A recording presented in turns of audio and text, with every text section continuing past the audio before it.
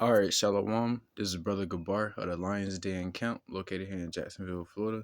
And first and foremost, before I hop into this lesson, I'm going to give all praises to the Most High and their true Hebrew names, all right, in the Paleo Hebrew tongue. So, Kal Halayim, Le Yahweh, Bahashem, Yahweh Bahashem, Ha, Rakah, Kodash, Ma'amah. Double honors to the apostles and elders. All right, double honors to my elder as well, Aharawan. And Shalom to you, brothers and sisters, pushing and keeping His truth and faith and sincerity into the end, man. All right. And with that, I'm going to go ahead and pull out this first precept. This is the book of Revelations, chapter 2 and verse 9. It says, I know thy works and tribulation and poverty, but thou art rich.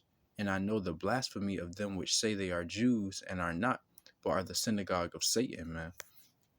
All right, and I wanted to bring this scripture out, because I had went to the Issachar spot, little Issachar restaurant to get something to eat. And it was a young Jake out there. We probably like the same age. He might be a little older, but around the same age. And, he was walking around the parking lot. At first glance, I thought he was asking for money, but the brother was literally just asking for food. If somebody could just buy him something to eat. All right. And the manager of the store, he like came outside and was telling him he's finna call the cops on him. If he don't leave. And the brother was like, man, go ahead. I'd rather be in jail than to be living how I'm living. All right.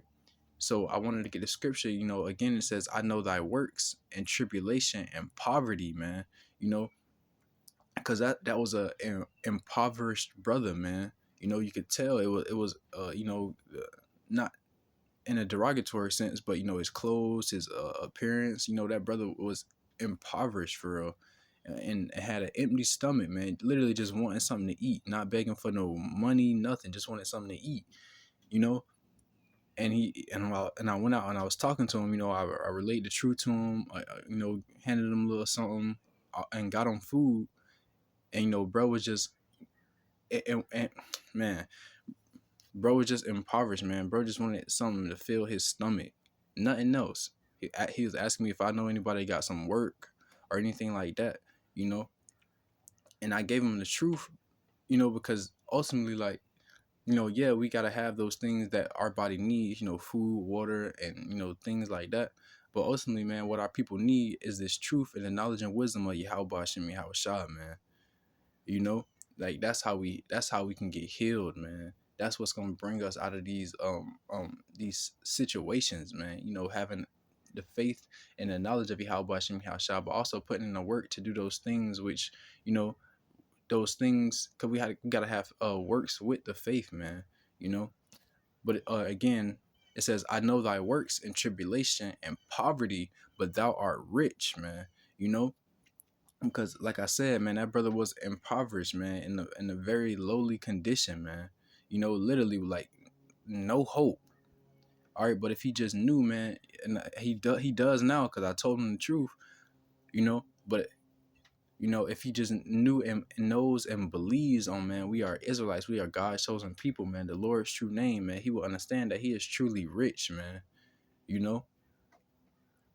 and all this stuff is about, all this suffering is about to come to an end, man. You're not in the kingdom, you're not going to have to beg for food. You're not going to go hungry, man. You're not going to want for anything, man.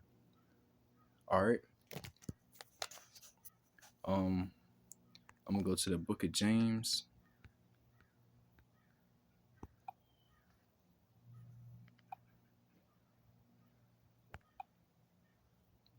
And also, when the manager came out of the store and threatened to call the cops on him, and the brother said he would rather be in jail than to live like this, I've literally seen homeless people, like when I used to work downtown, I've literally seen homeless people get locked up on purpose just so they can get those meals, them little bologna sandwiches and whatever they serve in them jails, and so they could take a shower and have some shelter for the night.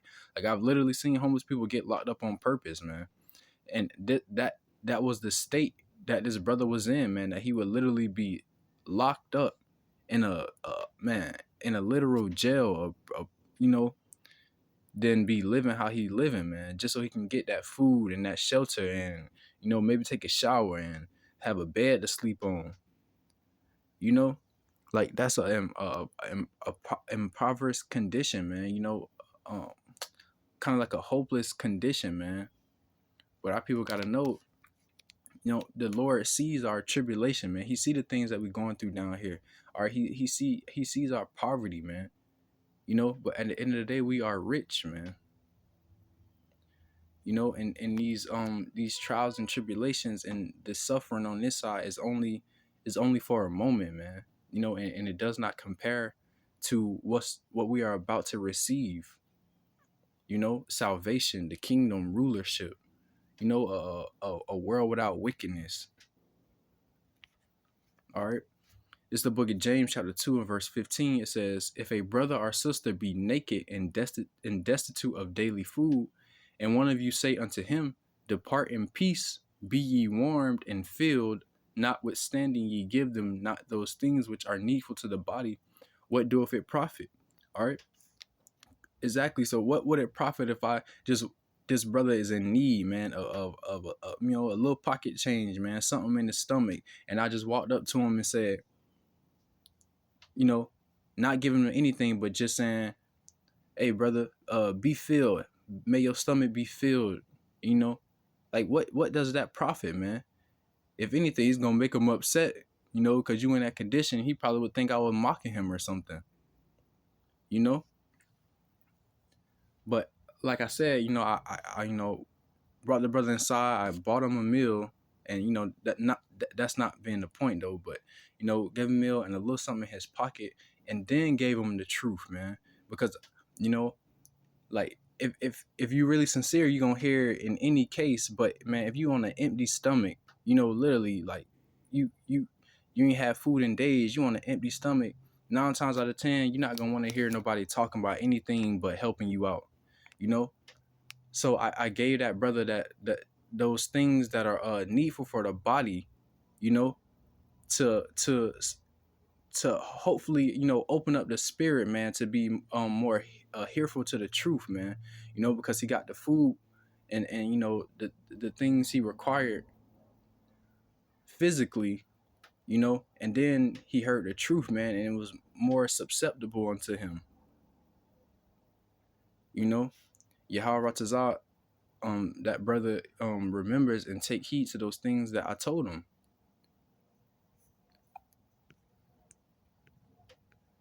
All right. And it's back at Revelations chapter 2, Salakia 21 and 4.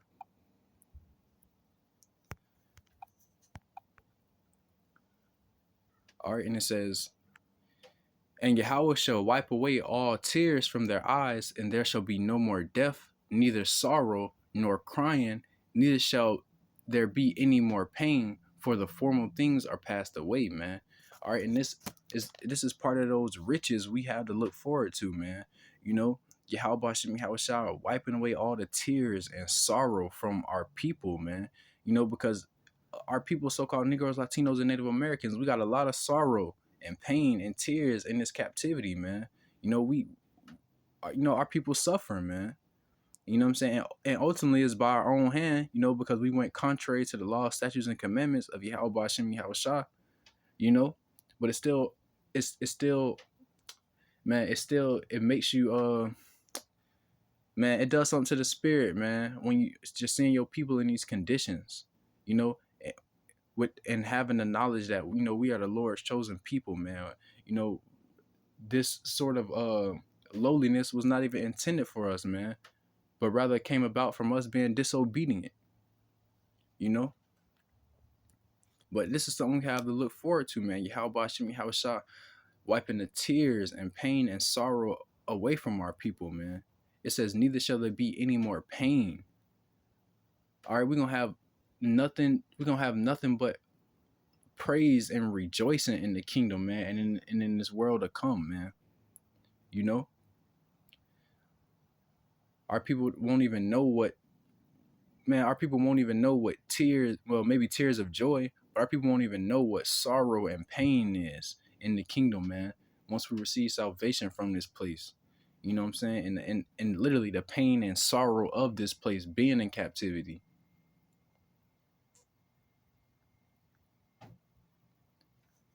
All right.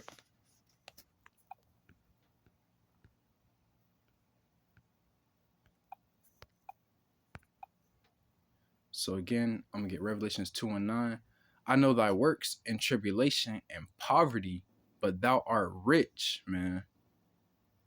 All right, we are rich, man. We rich in the spirit. We rich in, Yahweh Shem Shah. Man, we are the Lord's chosen people, man. We are, He has set us above all nations on the face of the earth. And we are rich because we are receiving chastisement from the Lord Yahweh Shem Shah, man. You know what I'm saying? Because the scriptures tell you, roughly paraphrasing, that the Lord chastises those who he loves, like a father does his son.